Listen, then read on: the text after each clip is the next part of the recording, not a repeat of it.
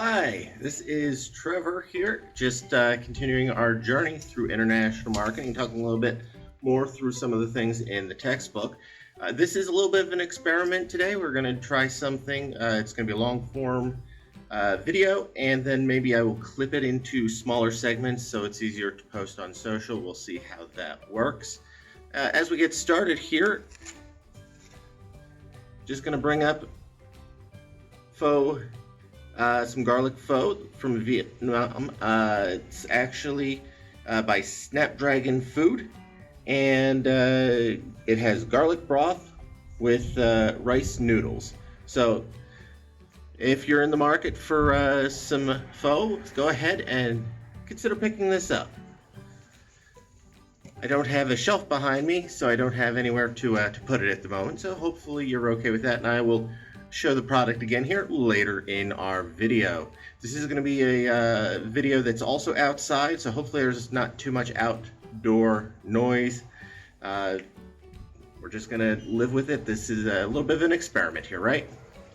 Alright, so we're going to talk today a little bit about culture in international marketing, and as a reminder, culture is one of our 5 different factors that can impact your marketing when you're dealing with international environments. And let's just dive into a couple of the items that are here. We don't have time to cover everything, but what exactly does culture mean? We need to define that in order for us to really understand how we want to market to it. So there's a lot of many different definitions that are out there.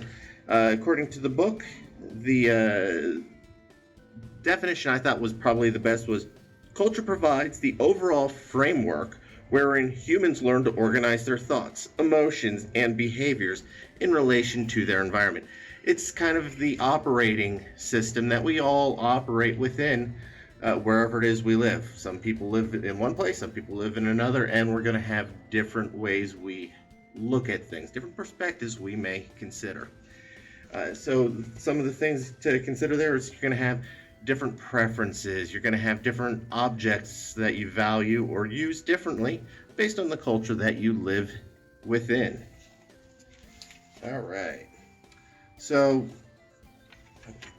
you'll want to consider when you're applying cultural values to marketing, there's going to be different dimensions of culture, and those will guide your segmentation. Some of those factors you might see that are going to impact you on an international marketing basis could be the power distance relationship between people, whether people are more collectivist or individualist, how they view masculinity or femininity, uncertainty avoidance, short or long-term orientation.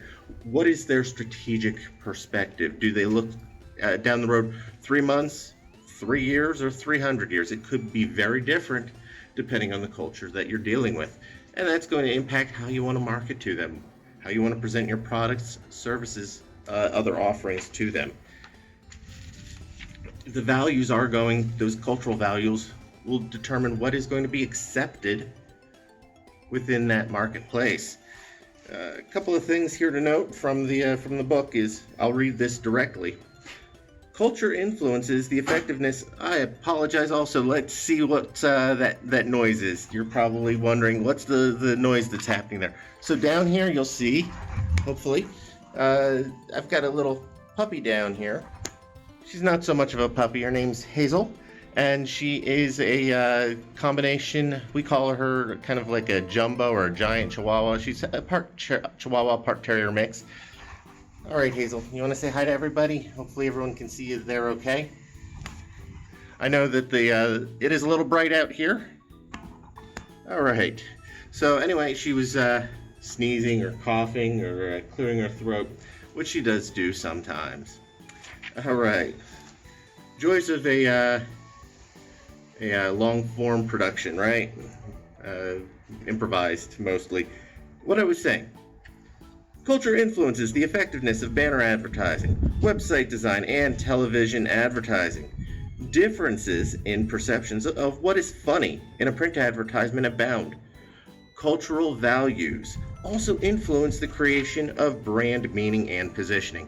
In other words, Your culture is going to impact how your brand is being perceived, and it's going to impact how you look at things, where you look at things, how you're receiving and communicating that information into you. All right, let's talk a little bit about culture. Let's talk a little bit about culture and behaviors. It's going to be broken into 3 different categories. You're going to have cultural imperatives, cultural electives, and cultural exclusives. So your imperatives, those are those cultural things that are required in order for you to be able to be successful in doing business inside of another culture, inside another country. Those are things that need to be met before you can, as prerequisites, in order for you to be successful. Consider some cultures in Latin America or Japan or China where a friendship must be established, a bond must be established before you can move forward with a business arrangement. You'll need to make friends, meet their families. They may want to meet your families. You'll have to have dinners together before they are willing, maybe, to do business with you. And again, this is according to the International Marketing Book here. So I'm not making this up. This is something that I am getting from the text. Next are those cultural electives. Those are the nice to haves. You're not required to do them, but if you do them, they may help you form a stronger bond, have a stronger relationship with those you want to do business with. Consider the Japanese culture of bowing. You may not be required to bow, but if you make an effort, make a good faith attempt, it may be seen positively by those you're trying to work with. And that's just one example. Last are those cultural exclusives. Those are things that only the people within that culture should be attempting to do. They don't want others outside of their culture trying to do those. If there's a certain religious item that's happening, a ceremony, or there are other cultural instances, you may not be welcome to participate in those because you don't fit within that culture. And it's important to know that in advance so you don't accidentally offend somebody. All right, and then lastly, I do want to jump over here to strategic implications, tactical implications, and operational implications. So you've got all these different cultures that are out there. You want to work with them. You want to work in this country, that country, but you really got to make sure you understand from a strategic point of view, do you want to position your brand as a global brand that they are taking part of, or do you want to localize the brand so it fits more within that specific culture? Do you want to adapt your current marketing campaigns, or do you want to really target those a little bit more and try to do you want to adapt, or do you want to standardize? What do you want to do there?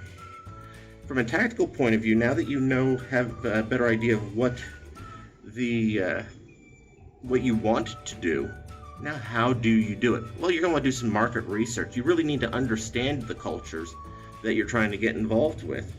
Having some deep structural knowledge, deep cultural knowledge is going to go over very well, and it's going to be very important for you to be able to be successful. So do that market research. Have a deep understanding and appreciation of the cultural similarities and differences. And then you'll be able to target your campaigns appropriately. And then from an operational point of view, you're going to have ongoing research. Consider recruiting and training activities. You're going to need to share that information, share that research, and make sure that people are on board and know how to use that knowledge. And then consider things like package labeling, packaging, language differences that are involved with that, and whether you want to have an in-house or a field operation when doing your marketing. You may find it easier and more effective to create marketing if it's a local campaign and you're using a local team instead of someone that's back at that home office. All right, let's go ahead and just wrap here and say thank you again to Snapdragon with their Vietnamese garlic pho. Hopefully this is a great product that you're going to enjoy, and it's just another international product we wanted to make sure that we're sharing as part of our dive into international marketing. I hope you have a great rest of your day. Take care.